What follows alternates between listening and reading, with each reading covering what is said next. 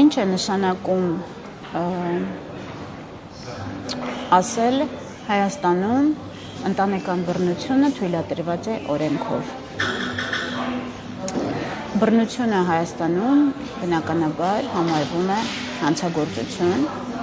եւ Հայաստանի Հանրապետության քրեական օրենսգրքում կան մի շարք հոդվածներ, որոնցով նախատեսված է բռնության այս կամ այն տեսակի հանգամանքների դեպքում քրեական պատասխանատվություն, պատիժ եւ այլն։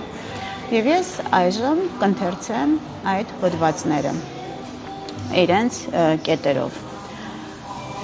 Եվ այսպես Հայաստանի Հանրապետության քրեական օրենսգիրք հոդված 196 Ֆիզիկական ուժեղ ցավ կամ հոգեկան ուժեղ տառապանք պատճառելը Անձին ֆիզիկական ուժեղ ցավ կամ հոգեկան ուժեղ տառապանք պատճառելը, եթե դա չի առաջացնում սույն օրենսգրքի 166-րդ կամ 167-րդ հոդվածով նախատեսված հետևանքներ, խոսքը ծանր եւ միջին ծանրության մարմնական վնասվածքներ հասցնելու մասին է, եթե բացակայում են սույն օրենսգրքի 450-րդ հոդվածով նախատեսված հանցանքի հատկանիշները, խոսքը խոշտանգման մասին է, պատժվում է ազատազրկմամբ առավելագույնը 3 տարի ժամկետով։ Կրկին, ինչ-որ մեկին ֆիզիկական ուժեղ ցավ կամ ուժեղ հոգեկան տառապանք պատճառելը պատժվում է առավելագույնը 3 տարի ժամկետով։ Սույն հոդվածի առաջին մասով նախատեսված արարքը, որը կատարվել է, ես մեջ եմ բերում այն կետերը, որոնք նշված թեմային մեր հետաքրքրության սահմաններում են։ Որը կատարվել է, այսինքն հոգեկան ուժեղ տառապանք կամ ուժեղ ֆիզիկական ցավ պատճառվել է հղի կնոջ նկատմամբ, անչափահասի նկատմամբ, առանձին դաժանությամբ, մի խումբ անձանց կողմից, մի խումբ անձին կարող են լինել ընտանիքի այլ անդամներ, ինչպես հարսի պարագայում սկեսուր, սկեսրայր, տալ եւ այլ անձինք, հանցավորից նյութական կամ այլ կախվածության մեջ գտնվողի նկատմամբ պատժվում է ազատազրկմամբ 3-ից 7 տարի ժամկետով։ Սա քրեական օրենսգրքի հոդված 196-ն է, որպեսզի ես պարզ դառնա, ես սա կտեղափոխեմ օրինակի վրա։ Այսինքն անձը տվյալ պարագայում ամուսինը, հայրը, ընտանիքին մեծամասնությամբ կարող են լինել այլ դերակատարներ։ Ֆիզիկական ուժեղ ցավ կամ հոգեկան ուժեղ տառապանք է պատճառում պարզապես ընտանիքի այլ անդամին, որևէ մեկին, կարող է մինչև 3 տարի ազատազրկմամբ պատժվել, բայց եթե այդ արարքը կատարում է իրենից ֆինանսապես կախվածության մեջ գտնվող անձի հանդեպ, ինչպես իր սեփական կինն է, օրինակ մեծամասնության դեպքերում կարող են լինել այդպիսի դեպքեր կամ անչափահասի նկատմամբ, ինչպես իր երեխան է, կնոջ նկատմամբ, որը հղի է, եթե այդ ուժեղ տառապանքը հոգեկան եւ ուժեղ ցավը ներգործվել է, կատարվել է անձի հանդեպ մի խումբ անձանց կողմից, այսինքն խոսքը միայն ամուսնու մասին չէ, ապա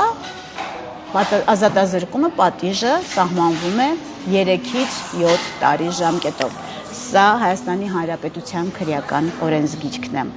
166-րդ հոդվածն եմ ընթերցում, առողջությանը ծանր վնաս պատճառելը։ Մեկ ուրիշին մարմնական վնասվածք պատճառելը կամ նրա առողջությանն այլ վնաս պատճառելը, որը վտանգավոր է կյանքի համար, արտահայտվել է դեմքի, գլխի, ականջի կամ կզակի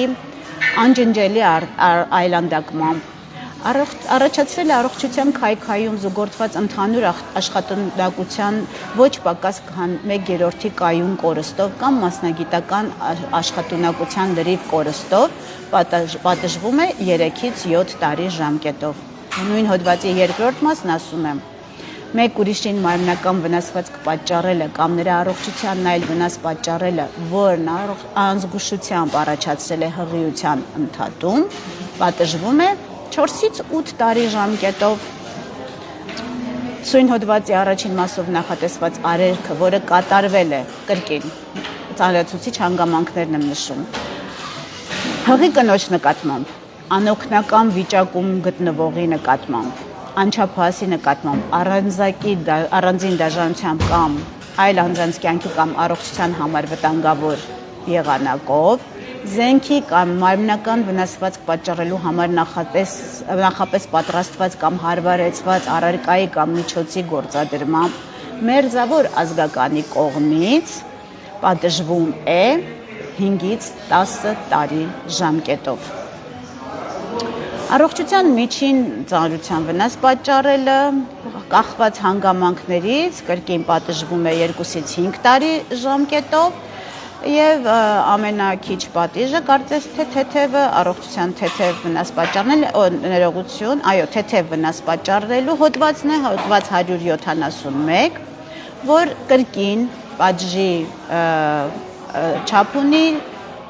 տուգանք առավելագույն տասնամատիկի չափով, հանրային աշխատանք 100 ժամ տեղողությամբ, ազատության սահմանափակմամբ առավելագույնը 1 տարի ժամկետով կամ կարճաժամկետ ազատազրկման, սա այն դեպքն է, ընթերցեմ նաև հոդվածը 171, մեկ ուրիշին մարմնական վնասված կամ առողջության այլ վնաս պատճառելը, որը առաջացրել է կարճատև քայքայում, ընդհանուր աշխատունակության անկում, այսինքն ամենաթեթև տեսակն է եւ կրկին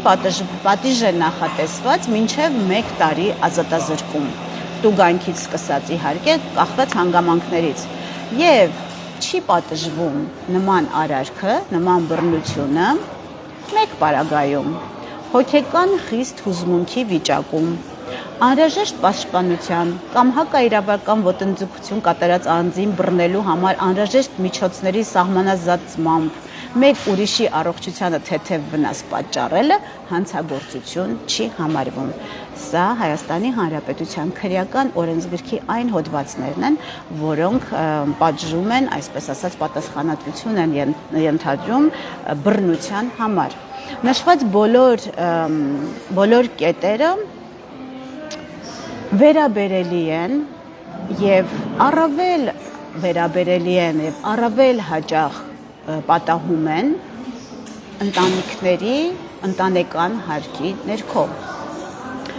Ինչի մասին հոդվածներում խոսք անգամ չկա։ Ինչի եմ այսպես ասում, ընդունենք օրինակ հղի կնոջ նշված է, որ հղի կնոջ նկատմամբ հոգեկան ցավ, ֆիզիկական ցավ պատճառելը պատժվում է 3-ից 7 տարի ժամկետով, չէ՞։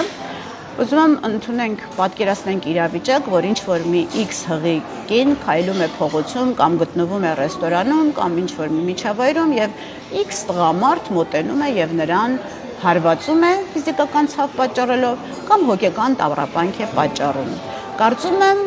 ակնհայտ է, որ գուցե կլինեն այդպիսի մեկ դեպք տարեկան կամ 10 տարին մեկ անգամ այդպիսի դեպք գուցե պատահական, բայց խոսքը բնականաբար վերաբերվում է հղի կանանց հիմնականում եւ հոգեկան տառապանք եւ ֆիզիկական ցավ պատճառում են ամուսինները, բայց մեր քրեական օրենսգրքում ամուսնու մասին հիշատակում չկա կամ մերձավոր ազգականք, որը ծանրացուցիչ հանգամանք է համարվում, բայց չկա որևէ հուշում, որ այս բոլոր հանցագործությունները հանցագործություն են նաեւ եթե տեղի են ունենում ընտանեկան հարկի ներքո փակ դռնի ետևում նույն չափ հանցագործություն են, նույն չափ պատժելի եւ քանի որ չկա այդ հիշատակումը քրեական օրենսգրքում, մենք կարող ենք նայել ինքներս մեզ, մեր շուրջը եւ ինքներս պես հարց տանք, թե որքան են մեր ընտանիքներում տեղի ունեցող այս յուրաքանչյուր հանցագործությունը, որքան է տեղ գտնում կամ որքան է համապատասխանում մեր բոլորի կողմից ընդունված քրեական օրենսգրքի եւ ինչքանով են պատժվում բռնության այդ երևույթները մեզանում, եթե այս նույն երևույթները տեղի են ունենում, կրկնում եմ, ընտանեկան հարկի ներքո։ Ես ուզում եմ երկու օրինակ բերել, որպես իմ կողմից վերջին ընթացքում հնչեցված օրինակներ, իսկ բոլորին խորհուրդ եմ տալիս պարզապես գտնել կյանքում իրենց օրինակները, հաստատող այն փաստը, որ հանցագործությունները, որպես հանցագործություն բռնության դեպքերը նշված քրեական օրենսգրքում ներելի են եւ հանցագործություն չեն համարվում, եթե դրանք տեղի են ունենում ընտանեկան հարկի ներքո կամ մեր օջախներում։ Իսկ իմ երկու օրինակը հետեւյալն են։ Նախորդ լայվերից մեկի ժամանակ պատմել էի, որ հաշմանդամություն ունեցող տղամարդը, հաշմանդամության սայլակի վրա գանված տղամարդը, սեփական կնոջը պարբերաբար ասել է մոտեցիր, պետք է ապտակ է մոտեցել եւ ապտակել է, եւ ի վերջո օրերից մի օր մոտեցել եւ դանակով նրան հարվածել է։ Ես ուզում եմ գտնել այդ հատվածը։ Առողջությանը հոդված եւ այսպես հոդված 166 առողջությանը ծանր վնաս պատճառելը։ Եթե այդ հանցագործությունը կատարվում է մերձավոր ազգականի կողմից, ամուսինը մերձավոր ազգական կարծում եմ կարող է համարվել մեզանում, զենքի կամ մարմնական վնասվածք պատճառելու համար նախապես պատրաստված կամ հարմարեցված առարկայի գործադրմամբ պատժվում է 5-ից 10 տարի ժամկետով։ Եվ ինչ եք կարծում, որտեղ է հիմա այդ տղամարդը եւ որտեղ է նրա կինը, արդյոք այդ տղամարդը պատժվել է 5-ից կամ արդյոք ընդհանրապես նրա դեմ քրեական գործ հարուցվել է, թեև նշված կինը ես այդ դեպքի մասին իմացել եմ, որովհետև նաև դիմել է ոստիկանություն այդ դանակով հարվածի համար։ Ես չունեմ այս հարցի հաստատական պատասխանը, բայց ես երաշխավորում եմ, վստահաբար կարող եմ ասել, որ այդ տղամարդու հանդեպ քրեական գործ չի հարուցվել ՀՀ քրեական օրենսգրքի 166-րդ հոդվածի 3-րդ մասի հանգամանքներով եւ նա որևէ պատժի չի արժանացել։ Մյուս դեպքը, որի մասին ուզում եմ խոսել, այս թեմային անդրադառնալու իմ, այսպես ասած, ինֆորմացիոն առիթն էր այն կինը, ում մասին ես խոսեցի առաջին լայվ եթերի ժամանակ եւ ում համար հոգ տարա, որպեսզի հաղորդում ներկայացվի, որպեսզի նա բժշկական փորձաքննության ենթարկվի, հաղորդում ներկայացվի եւ այդ ամուսինը, ով ծեծի էր նրան ենթարկվել, առնվազն համակարգը պաշտպանի այդ կնոջը, այդ տղամարդուց եւ նա պատժվի։ Ավելի ուշ ես նաեւ իմացա, որ 3 տարի առաջ նույն կինը, երիտասարդ կինը, որ ուներ 2 մանկահասակ երեխա, ինչպես հիշում եք, ամուսնու կողմից ենթարկվել էր ծեծի, հղիության 9-րդ շաբաթի ընթացքում եւ ես ճշտել եմ արդյոք ամուսինը տեղյակ էր, որ հղի է, այո տեղյակ էր եւ որ հղի է, ենթարկվել էր ծեծի այդ ժամանակ, որը ավարտվել էր վիժեցումով, այսինքն այդ կինը կորցրել էր իր երեխային։ Ես ուզում եմ նորից կարդալ, մեջբերել մեր քրեական օրենսգրքի համապատասխան հոդվածը, հոդված 166, առողջությանը ծանր վնաս պատճառելը, երկրորդ մաս, մեկ ուրիշին մարմնական վնասվածք պատճառելը կամ նրա առողջությանն այլ վնաս պատճառելը, որն անզգուշությամբ առաջացրել է հղիության ընդհատում, պատժվում է ազատազրկմամբ 4-ից 8 տարի ժամկետով։ Ես այդ կնոջը այսօր եթերից առաջ հարցրեցի, հետաքրքրվեցի, արդյոք այս անգամ, երբ որ խոսքը ուղղակի ծեծի մասին էր, եւ ի վերջո քննիչները վերցրել են հաղորդումը եւ process է գնում, չգիտեմ նույնիսկ ինչ, ասեցիք պատմել ես նախորդ դեպքի մասին, հղիության ընդհատման դեպքի մասին, ասաց այո, պատմել եմ։ Եվ ինչ եք կարծում, ես կրկին չունեմ, չեմ հետաքրքրվել եւ դրա կարիքը անգամ չեմ զգում ճշտելու արդյոք քրեական գործ հարուցված է տվյալ տղամարդու հանդեպ եւ այս անգամ ծեծի համար եւ նախորդ անգամ հղիության ընդհատման համար եւ բոլորն իրար հետ մինչեւ 10 տարի ազատազրկման քրեական հանցագործություն է կատարել տվյալ տղամարդը իր ընտանիքի պատերի ներսում իր սեփական կնոջ հանդեպ, իր երեխաների հանդեպ, որը նաեւ ծանրացուցիչ հանգամանքները ըստ քրեական օրենսգրքի բազմաթիվ են, որովհետև անչափահաս կա, որովհետև բազմաթիվ հանգամանքներ գոյություն ունեն, եւ ես վստահաբար ձեզ ասում եմ, որ քրեական գործի մասին խոսք լինել անգամ չի կարող, թեև քննիչները փաստերը ստացել են եւ քննիչները գիտեն այս օրենսգրքի եւ այս բոլոր կետերի մասին։ Ես վստահաբար կարող եմ ասել, որ բացառում եմ, եթե պարզվի քրեական գործ է հարուցված այս պահի դրությամբ։ Մյուս կողմից ինչ է տեղի ունեցել հետևյալը, մեկ ուրիշ օրենքով, ընտանեկան բռնությանը առնչվող օրենքով սահմանված է պաշտպանական միջոցներ, անհետաձգելի միջամտություն եւ այլն եւ այսպիսի ինչ որ գործիքներ են ստեղծված տվյալ իրավիճակների համար, դրանք արդեն քրեական օրենսգրքից դուրս են եւ միտված են բռնությունից տուժած, ընտանեկան բռնությունից տուժած կանանց, երեխաներին ինչ որ ձևով պաշտպանելու, իսկ իրականությունն այն է, որ շատ ավելի մեծ պաշտպանություն եւ լեգիտիմություն են տալիս բռնակալին եւ դա կարելի է փաստել, թող մասնագետները այս մասին խոսեն, եթե ուզում են։ Այդ օրենքով եւ անհետաձգելի միջոց է կիրառվել տվյալ դեպքում իմ ասած կնոջ եւ իր ամուսնու հանդեպ, ինչը ենթադրում է, որ այս տղամարդը 25 օր իրավունք չունի մոտենալ իր կնոջը, զանգահարել, որևէ ձևով կապի դուրս գալ։ Սա գիտեմ, որ այո, կիրառվել է անհետաձգելի միջոց այս մարդու հանդեպ եւ ինչ է տեղի ունենում իրական կյանքում, ըստ ձեզ տեղի է ունենում այն, որ այս տղամարդը անխոչնդոտ զանգահարում է իր կնոջը եւ ուզում եմ ասել այդ միջոցը, որ սահմանված է այդ գործիքը չի վերահսկվում, չի գործում, ոչինչ տեղի չի ունենում եւ այս տղամարդը զանգահարում է կնոջը, զանգահարելու ընթացքում հոգեկան ներգործության փորձ է անում ակնհայտ, արտասվում է, ինչ որ սիրո խոստովանություններ է անում, լացում է, ասում է կգնամ ինձ կվնասեմ, ինչ որ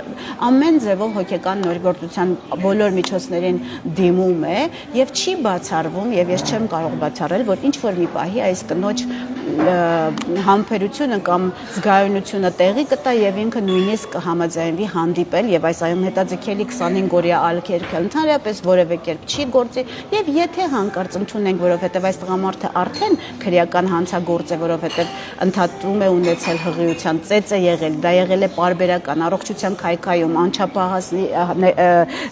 հանդեպ բռնություն բոլոր հոդվածներով, չեմ բացառում, որ այս տղամարդը կարող է հանդիպման պարագայում կարող է լինել այդպիսի տեսական հավանականություն, որ կարող է նաեւ դանակով հարվածել, կյանքից զրկել եւ այլն եւ այսպես շարունակ։ Եվ եթե հանկարծ նման բան տեղի ունենա, ինչ կլինի մեր բոլորի արձագանքը, կլինի առավելագույնը խղճահարություն զոհի հանդեպ, եւս մեկ անուն այն օրվա միջոցառումների ցանկում, որ նվիրված է ընտանեկան բռնության զոհերին կամ կանանց, որ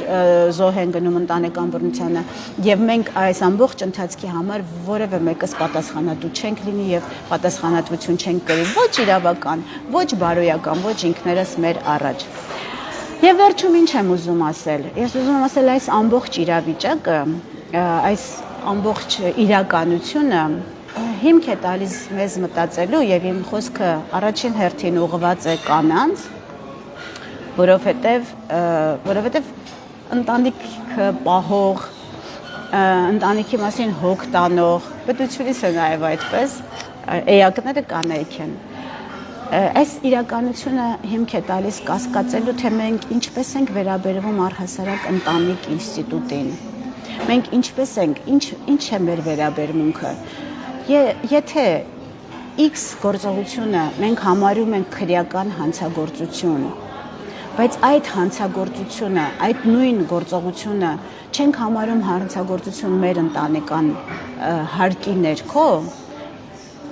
դա ոչ այլին չէ,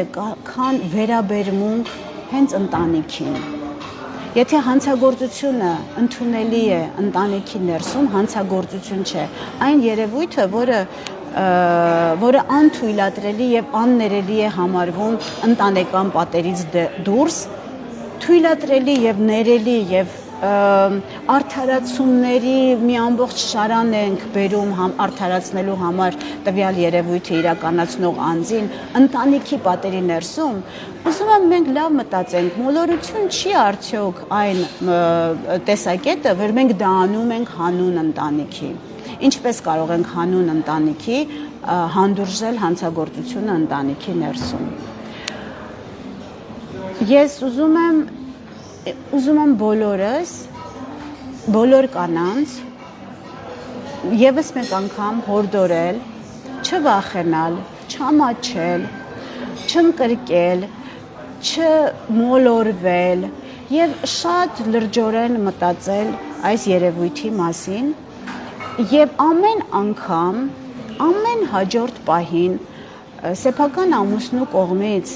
ցանկացած տեսակի տիպի բռնության ենթարկվելիս նույնականացնել այդ արարքը քրեական հանցագործության հետ։ Ամուսնուն պարզապես հիշեցնել հենց այդ պահին, որ քրեական Հայաստանի Հանրապետության քրեական օրենսգրքի դու այս պահին կատարեցիր հոդված 196-ով նախատեսված հանցագործություն, որը պատժվում է մինչև 3 տարի ժամկետով։ Ես չգիտեմ այդ պահին ամուսնուն կզսպի դա թե չէ, որովհետև կզսպի ի վերջո մեկ բան, եթե այս բոլոր հոդվածների մեջ որպես ամենածանրացուցիչ հանգամանք եւս մեկ կետ ավելացվի։ Օրինակ, եթե հղիության ընդհատում է տեղի ունենում ծեծի արդյունքում կնոջ հանդեպ պատժվում է 4-ից 10 տարի ժամկետով ազատազրկմամբ, իսկ եթե դա տեղի է ունենում սեփական ամուսնու կողմից սեփական տան հարկի ներքում 10-ից 20 տարի ազատազրկմամբ, այդ մեկ տողը վստահաբար կզսպի եւ կփոխի ամբողջ իրականությունը մեր կյանքում, կամ մյուս առողջությանը ծանր վնաս պատճառելու հոդվածում, եթե նշված են տարբեր կետեր եւ տարբեր հանգամանքներ, եթե այդտեղ նշվի, եթե այս գործողությունները տեղի են ունենում ընտանեկան հարկի ներքո ամուսնու կողմից կամ ընտանիքի մյուս անդամների կողմից ընտանիքի որևէ անդամի հանդեպ, ապա պատիժը կրկնապատկվի։ Այդ ժամանակ կհասկանանք, որ ընտանիքը մեզ համար բարձրագույն արժեք է։ Այդ ժամանակ արժանին կմատուցենք ընտանիք ինստիտուտին, եթե նույն հանցագործությունը կրկնապատիկ պատժի արժանացնենք ընտանիքի պատերի ներսում տեղի ունենալու պարագայում։ Այդ ժամանակ նույնիսկ կարող ենք հավակնել ասելու, որ ընտանիքը մեզ համար սրբություն է։ Իսկ նման իրավիճակում, նման իրերի ներկայդրության պայմաններում ասել, որ ընտանիքը մեզ համար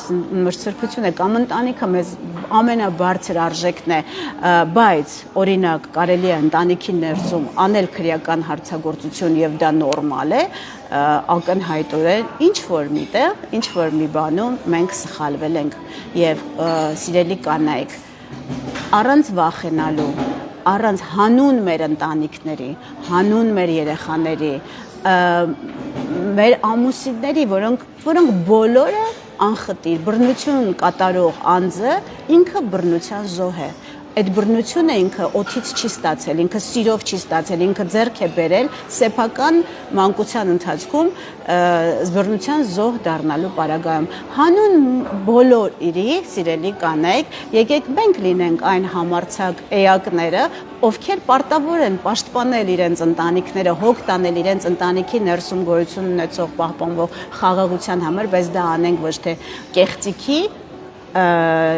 հիման վրա, այլ իրականության հիման վրա։ Եկեք ջանք դնենք եւ մեր ընտանիքի մոդելը բռնության մոդելից վերաձևակերպենք սիրո, փոխադարձ